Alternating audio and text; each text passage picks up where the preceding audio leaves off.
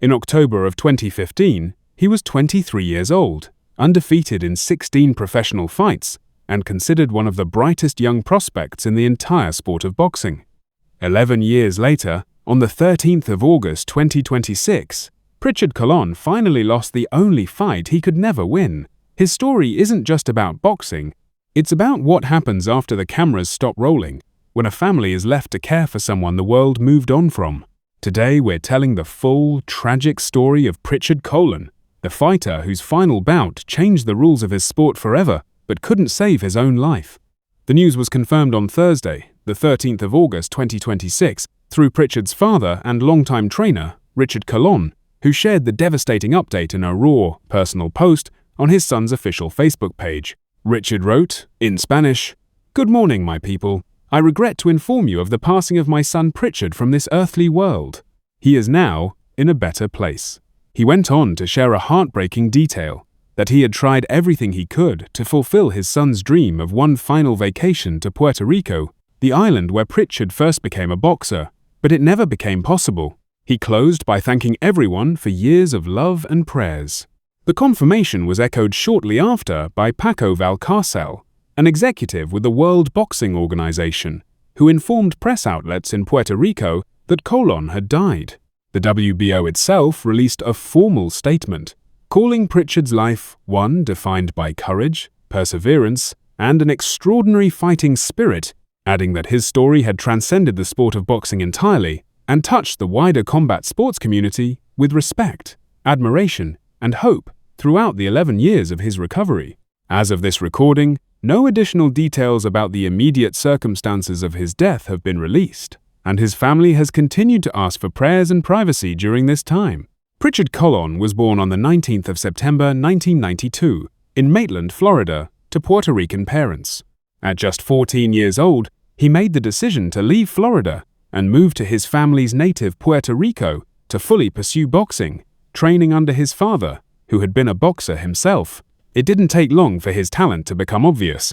As an amateur, Colón won 5 separate national titles and earned a gold medal at the 2010 Pan American Youth Championship.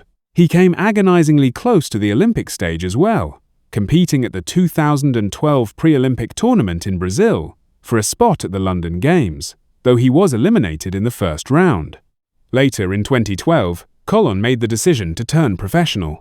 What followed was one of the most electric starts to a career that Puerto Rican boxing had seen in years. After his professional debut in February of 2013, Colón went on an extraordinary run, winning 16 straight fights in a little over 2 years, 13 of them by knockout. He fought constantly, 5 times in 2013 alone, and 7 more times in 2014, building a reputation as a relentless, disciplined fighter with real-world title potential. In September of 2015, in one of the most notable wins of his career, he knocked out the far more experienced Vivian Harris in the 4th round, in front of a crowd in Toronto. At just 23 years old, undefeated, and full of promise, everything seemed to be building toward a shot at boxing's biggest stage. Then came the 17th of October 2015.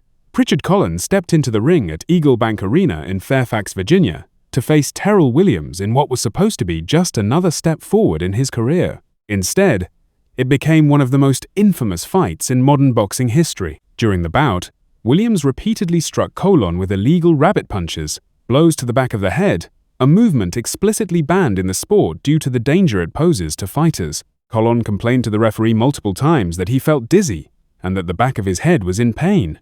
The fight continued anyway. In the 9th round, he was knocked down twice. Believing the bout had reached its end, Colón's own corner team began removing his gloves, prematurely, in the confusion, before the referee disqualified him entirely. Colón walked out of the ring under his own power. Minutes later, in his dressing room, he became dizzy and nauseous, and soon collapsed. He was rushed into emergency surgery for a severe subdural hematoma, a dangerous bleed on the brain, and fell into a coma that would ultimately last 221 days. Prichard Colón never fully woke up in the way his family had hoped.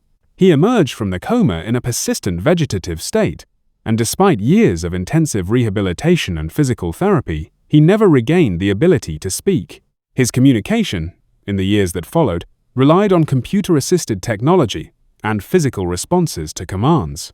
His mother, Nieves, became the family's most consistent public voice, sharing small, meaningful updates over the years documenting glimpses of progress, including a widely shared 2018 video showing Pritchard responding to verbal cues from his caretakers. His family never stopped caring for him around the clock for more than a decade, hoping for a recovery that, tragically, never fully came. In 2017, Pritchard's parents filed a lawsuit seeking more than $50 million in damages, naming the ringside physician and the fight's promoters. The suit alleged that the doctor on duty failed to act despite Colón directly telling him he was dizzy and in pain, and that the promoters failed to provide adequate safety protocols for the bout. The case became one of the most closely watched legal battles in modern combat sports, and it directly led to lasting change. In the years following, several boxing commissions implemented what fighters and officials now refer to informally as the Prichard Colón rule, reinforcing stricter enforcement around rabbit punches and requiring referees to act immediately when a fighter reports disorientation or pain during a bout. In many very real ways, Prichard Colón's suffering reshaped fighter safety protocols for the entire sport, protecting boxers who came after him, even as his own condition never improved.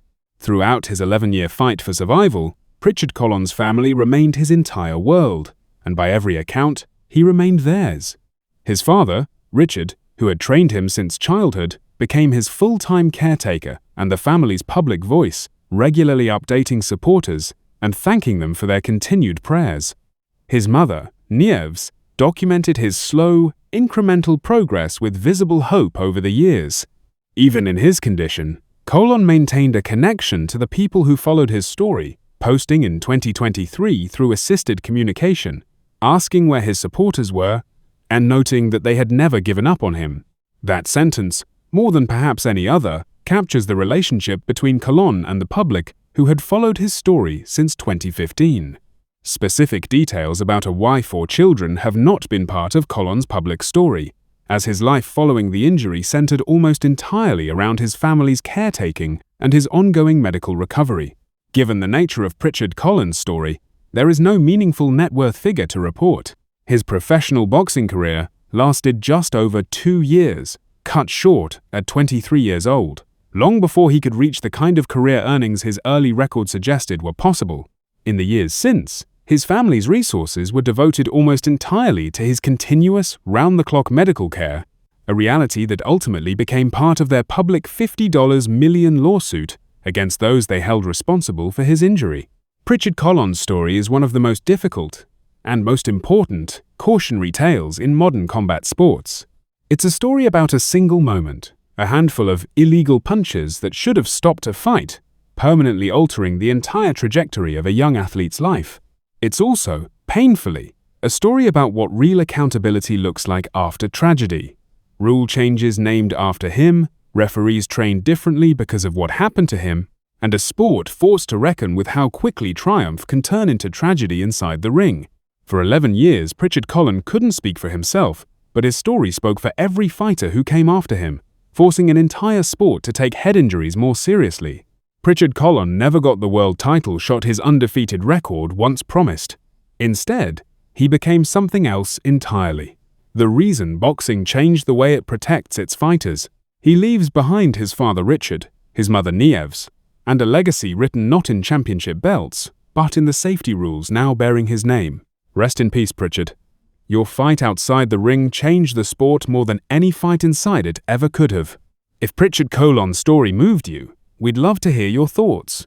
Leave a comment below sharing what his story means to you, or how you think combat sports should continue protecting fighters going forward. And if you want more respectful, in-depth stories about the athletes who shape their sports, don't forget to subscribe to Your Star Facts.